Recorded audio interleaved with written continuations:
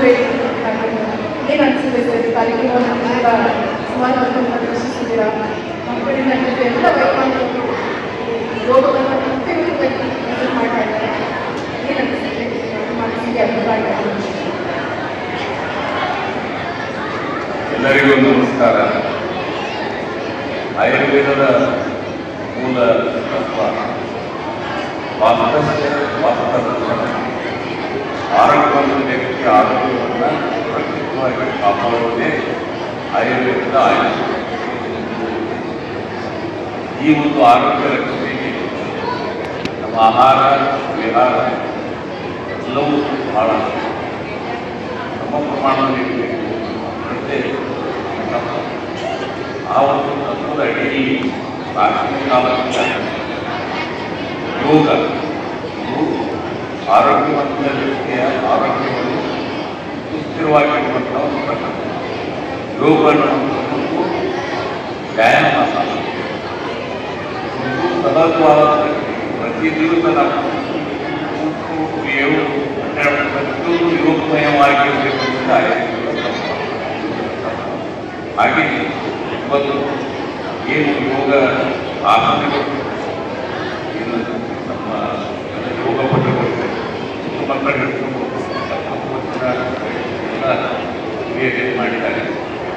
ವಿಶೇಷವಾಗಿ ಮಹಿಳೆಯರು, ಯಾಕಂದರೆ ಮಹಿಳೆಯರಿಂದಲೇ ಒಂದು ಆರೋಗ್ಯ ಸರಿ ಇರಲಿಕ್ಕೆ ಮಾತ್ರ ಅದು ಅಡುಗೆ ಮಾಡುವುದರಿಂದ ಹಿಡ್ಕೊಂಡು ಮಕ್ಕಳಿಗೆ ಸಂಸ್ಕಾರಗಳನ್ನು ಇಟ್ಕೊಂಡು ನಾವು ಕಾಯಕಗಳು ಮಾಡುವಂಥ ಯೋಗ ಕ್ರಿಯೆಗಳನ್ನು ಸಂತೋಷ ಮಾಡುವುದರಿಂದ ಮಕ್ಕಳಿಗೆ ಪ್ರೇರಣೆಯಾಗಿ ತಮ್ಮ ಜೀವನದಲ್ಲಿ ಅಳವಡಿಸಿಕೊಳ್ಳಲು ಸಾಧ್ಯ ಆಗಬೇಕು ಅನ್ನೋದನ್ನು ಇವತ್ತು ನಮ್ಮ ಎಲ್ಲ ಹಿರಿಯ ಮಹಿಳೆಯರು ಎಲ್ಲರಿಗೂ ತೋರಿಸಿಕೊಟ್ಟಿದ್ದಾರೆ.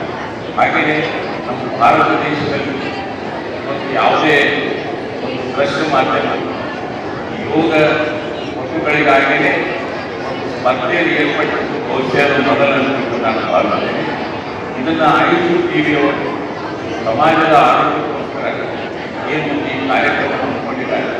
ಇದನ್ನು ಬಹಳಷ್ಟು ಚಿಕ್ಕ ಮಕ್ಕಳು, ವಯೋವೃದ್ಧರು ಎಲ್ಲರೂ ಎಲ್ಲ ವಯಸ್ಸಿನವರು ದೊಡ್ಡ ಸ್ಫೂರ್ತಿ. ಈ ಒಂದು ಕಾರ್ಯ ನಿರಂತರವಾಗಿ ಆಯುಷ್ ಟಿವಿಯಿಂದ ನಡೀಬೇಕು.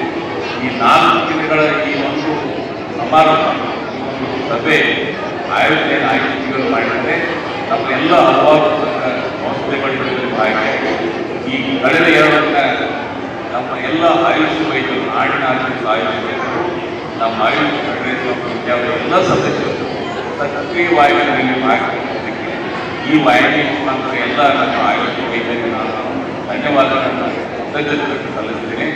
ಟೇಕ್ ಹೋಮ್ ಮೆಸೇಜ್ ಏನಂತಂದರೆ health for all. Health for all ಅಂದರೆ ಎಲ್ಲವೂ ಅದರಲ್ಲಿ ಬರ್ತಾರೆ. ಯೋಗ ಇರ್ಬೋದು, ಆಹಾರ ಇರ್ಬೋದು, ಇನ್ನಿತರ ಒಳ್ಳೆಯ ಹವ್ಯಾಸಗಳು ಎಲ್ಲರೂ ಸಹಿತ ಟೇಕ್ ಹೋಮ್ ಮೆಸೇಜ್ ಆಗಿ ಈ ಒಂದು ಸಮಾರಂಭ ನಾವೆಲ್ಲರೂ ಒಟ್ಟೊಯ್ಯೋಣ. ಆಯುಷ್ ಟಿವಿಯವರು ಇನ್ನೂ ಹಲವಾರು ಕಾರ್ಯಕ್ರಮಗಳನ್ನು ತುಂಬ ಜಿಲ್ಲೆಗಳಲ್ಲಿ ಅವರು ಹಮ್ಮಿಕೊಂಡದ್ದಾದರೆ ಅದರ ಜೊತೆಯಲ್ಲಿ ಆಯುಷ್ ಫೆಡರೇಷನ್ ಯಾವಾಗಲೂ ಸಹಯೋಗ ಕೊಡಲಿಕ್ಕೆ ನಾವು ಬಯಸ್ತೀವಿ ಅನ್ನುವಂಥ ಮಾತನ್ನು ಈ ಸಂದರ್ಭದಲ್ಲಿ ಹೇಳಿ, ಇವತ್ತು ಮಕ್ಕಳಿಗೆ, ಹಿರಿಯರಿಗೆ ಈ ಯೋಗ ಸ್ಪರ್ಧೆಯಲ್ಲಿ ಎಲ್ಲರೂ ಒಳ್ಳೆಯದಾಗಿ ಸಮಾಜಕ್ಕೆ ಒಳ್ಳೆಯ ಸಂದೇಶವನ್ನು ಕೊಡುವಂಥ ಒಂದು ದೃಷ್ಟಿಯಲ್ಲಿ ಹೆಚ್ಚು ಸಂಖ್ಯೆಯಲ್ಲಿ ಭಾಗ್ಯಾಗಿ ದಿನನಿತ್ಯ ಅವರ ಜೀವನದಲ್ಲಿ ಅಳವಡಿಸಿಕೊಳ್ಬೇಕು ಅಂತ ಸಂದೇಶವನ್ನು ಎಲ್ಲರೂ ಸಹ ಮತ್ತೊಮ್ಮೆ